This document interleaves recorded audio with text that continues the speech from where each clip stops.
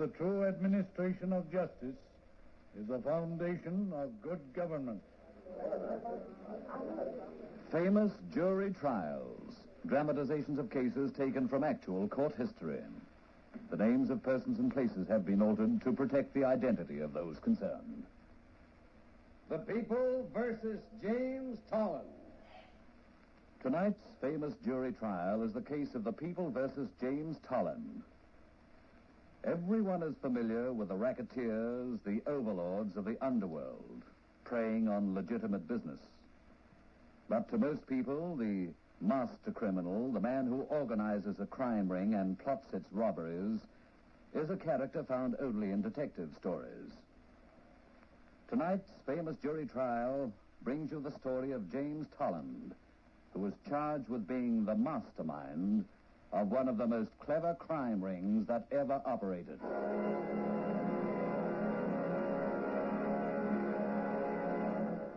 The district attorney began his opening address to the jury.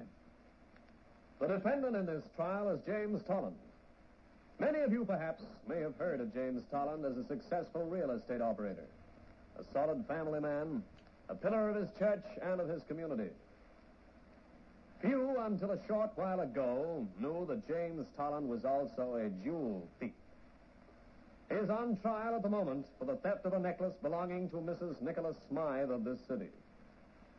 But the evidence will clearly show that this was only one of a series of robberies planned and organized by this man. For James Talland was the mastermind of a crime ring that specialized in jewel robberies. He furnished the brains and the capital to operate the ring. So cleverly was his identity hidden from the other members of the ring that the police might never have been able to lay his crimes at his door if it had not been for a lucky accident. The police had been working for some time on a series of unsolved jewel robberies without success. And then one day, a few months ago, a girl was admitted to the city hospital, her body pierced by bullets. She said she wanted to make a confession. And so the police and I were brought to her bedside to hear what she had to say. My name is Esther Lewis. The society photographer? Yeah. I want to tell you about the robberies. What robberies? Oh, a lot of robberies. This Smythe diamond necklace, a lot of others. It was always jewelry we took. You were a jewel thief? Yeah, I was in it from the first. It all began 2 years ago when I met a man named Jim Talland. We fell in love with each other. Jim Talland? Not the real estate man? Yeah. Well, he was married, of course, but we saw a lot of each other anyway. And then one day, when I was in his apartment, he said to me... Look here, Esther, you're always bothering me for money. Oh, just a few bills here and there. They're so small I didn't think you'd mind. That's just it. A woman like you oughtn't have to worry over small bills. Well, why don't you make yourself some money? I get more for photographing debutantes and society matrons than any other photographer in New York. And I work very hard. Oh, chicken feed. You could make a great deal more if you wanted to. Real money. Oh, Jim. Do you like these people you photograph? No, I hate them. Fussy, ill-tempered snobs. Would you mind if they were to lose some of their jewelry? No. But I couldn't steal. I'd be caught. No one wants you to steal. There wouldn't be any risk for you. What would I have to do? Look, you're asked into the houses of these wealthy people all the time to photograph them before their weddings or coming out parties and things like that. Yeah? I want you to insist that they wear their jewels when you take their pictures. Find out where the jewels are kept. Get a picture of a room if you can. Make careful notes on the plan of the house, the daily routine of the family, that sort of thing, and send the information to me. That's all you have to do, and there's no risk for you. If a robbery happens later, well, it'll have no connection with you. How much would you pay me? 20% of what we get on each job. It'll be plenty of money. All right, I'll do it. Good. Now, here's what I want you to do. When you go to a house to photograph it... I've worked with the gang ever since. Who were the other members besides Talland? I don't know. I didn't know anyone else in the ring. Do you know how the ring operated? Well, Jim told me that he made the plans for the crime. Then he sent the plans on to a man who owned a jewelry store. That man worked through someone in the underworld to hire the criminals who did the actual robbery. What became of the stolen jewels? They were sent to the underworld chief, who sent them on to the jewelry store man. He changed them so they couldn't be recognized and then offered them for sale. Who was this jewelry store man? I don't know. Did Talland shoot you? He ordered it, I guess. Why? I demanded that Jim give me a bigger share of the payoff money. Did he agree? No, he refused me outright. He was very angry and rude, so I thought I'd show him. I wrote anonymous letters to the police telling them of the next 2 robberies we planned. Well, the hired burglars were arrested. Jim became very nervous. He didn't know what was going wrong. Finally, I thought the time was right to let him know the truth. I don't understand it, Esther. There's no possible way for there to be a leak. And yet the police know exactly when we plan to pull off a robbery. I think maybe I could find a way to stop that leak, Jim. You? Well, what do you know about it? If I were to get 40% of the payoff, I think I can fix it so the police won't know our plans. You double-crossed. Now, don't be unreasonable, Jim. You can't get along without me, you know. Just asking my fair share. You'll get what's fair. I promise you. 40%. No. That's not what I was thinking about, Esther. But it'll be fair. Quite fair. I saw then that he meant to kill me. I got out of the apartment somehow. I began to walk towards the nearest police station. I thought I'd confess before he had a chance to do anything to me. I was so scared I didn't even dare take a taxi. I walked, almost running. Finally, I reached the street where the police station was.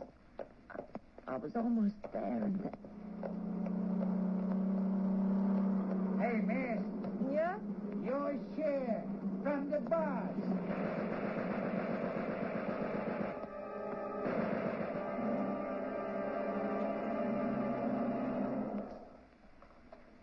Esther Lewis died a few minutes after telling this story. She had given us the name of the mastermind, James Talland, and an outline of how the ring worked. The police have now untangled this criminal maze, and we will prove to you beyond any doubt the guilt of this man who is now on trial. And I'll call the first witness for the state, Officer John Davis. John Davis? John Davis? John Davis, take the stand, please. You solemnly swear to tell the truth, the whole truth, and nothing but the truth, so help you God. I do. Your name and occupation? John Davis. I'm a detective with the 12th Precinct Police Force. Were you assigned to investigate the defendant in this trial, James Talland? Yeah. Did you find anything to connect him with any crime? Well, not for a long time. Then we noticed he was getting a number of checks from some corporation calling itself Unique Developments Limited. These checks seem to you suspicious? Yes. Well, it didn't seem probable that a company would declare so many dividends in such a short time. We checked on the corporation and found that it was not listed anywhere. Were you able to trace the corporation any further? Yes, we knew the bank the dividend checks were drawn on, and I was sent there to wait for someone to bring in a deposit. Well, about a week went by, and then one day a young fella came in and made a deposit in the Unique Developments account. I followed him and trailed him to a jewelry store where he worked as a clerk. What was the name of this store? Donovan's. It was owned and run by a man named Henry Donovan, who specialized in unique and very expensive jewelry, which he designed himself. What did you do then? Well, I reported to my chief, of course. And we swore out a search warrant against the place. Did you take part in the raid on this store? Yes. What did you find? We found a secret compartment in the jewelry vault. In this compartment, there were a number of items, all of them reported as stolen in recent months. Also, we found the plans for the theft of a diamond necklace belonging to Mrs. Nicholas Smythe. Was Mrs. Smythe's necklace among these stolen items? Yes, it was. Can you identify this necklace I hold here? Yes, that's the Smythe diamond necklace. Your Honor, I offer this necklace in evidence. It may be received and marked. Are these papers I have here the plans for the robbery you found? Yes. I will note for the benefit of the jury that the plan of the robbery consists of several items. First, there is this photograph of Mrs. Smythe wearing her necklace. Then another photograph of a corner of the room with a circle drawn around a panel on the wall behind which the jewels were kept. Then there are the notes and directions written out in block printing to disguise the handwriting. The notes read as follows. Quote, room is in front of house facing 63rd Street, left-hand side, second floor. Family dines at 8. No one upstairs for at least half an hour after that. Necklace not usually locked up, just hidden in compartment behind the panel. Unquote. And here is the plan. I quote, jewels must be taken between 8 and 8:30. The second-story man who takes the jewels will cross at once to the bedroom window facing the alley and throw them down to a man who will be standing below. That is the plan for the Smythe robbery, for which no one was arrested until this plan was found. That's all, Mr. Davis. The defense counsel may cross-examine. There was no cross-examination by the defense attorney, and the state called their next witness, the jeweler, Henry Donovan. Mr. Donovan, you own the jewelry store known as Donovan's? Yes. Where did you get the stolen jewelry found in your safe? I bought it. You bought it? Yes. Where did you get the plans for the Smythe robbery? What plan? These plans I have right here. I never saw them before in my life. What? Mr. Donovan, didn't you sign a confession in my office stating that you got these plans from James Talland? Yes. Did you sign that confession of your own free will? No, I was beaten until I agreed to sign it, as you very well know. Your Honor, this witness is perjuring himself. I ask a recess so that I may bring witnesses to the stand to prove that no coercion was used to force a confession from this witness. Order! Order! Very well, Mr. District Attorney. I declare a recess until you have located your witnesses. The court was in an uproar as Henry Donovan, the key witness for the state, repudiated the confession he'd made to the district attorney and insisted that he had bought the stolen jewelry, knew nothing of James Talland and his alleged crime ring. The judge declared a recess so that the district attorney could get witnesses to prove Henry Donovan signed the confession of his own free will. We return to the courtroom in just a moment. And sold it in his store, repudiated the confession he'd made, accusing Talland as the key figure behind the ring, stating that he had been forced to sign the confession by the police. The district attorney brought witness after witness to the stand to testify that no force or brutality was used by the police, that Donovan signed the confession of his own free will. But Donovan stuck stubbornly to his story. He had bought the stolen jewelry, not knowing that it was stolen. He had never seen the plans for the robbery before. He knew Talland only slightly in a business way.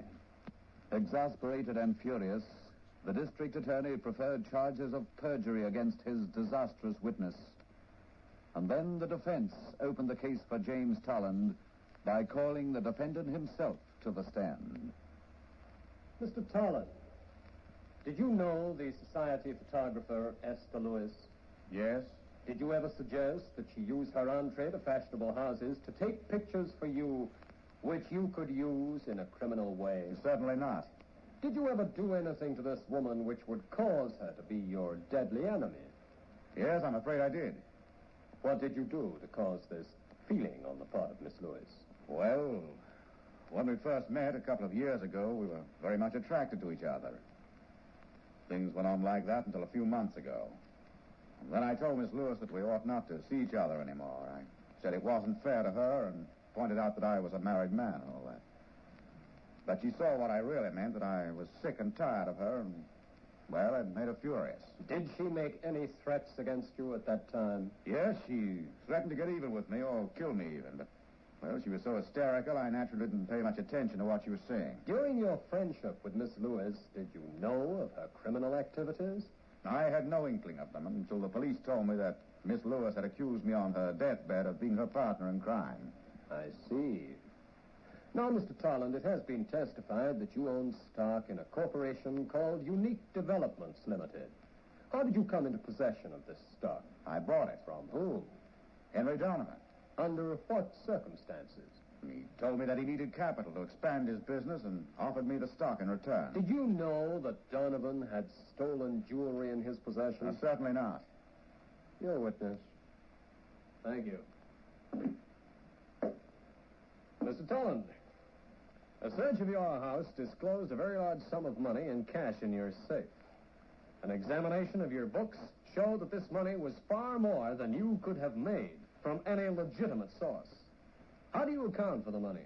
Well, some of it was probably income and some of it was capital.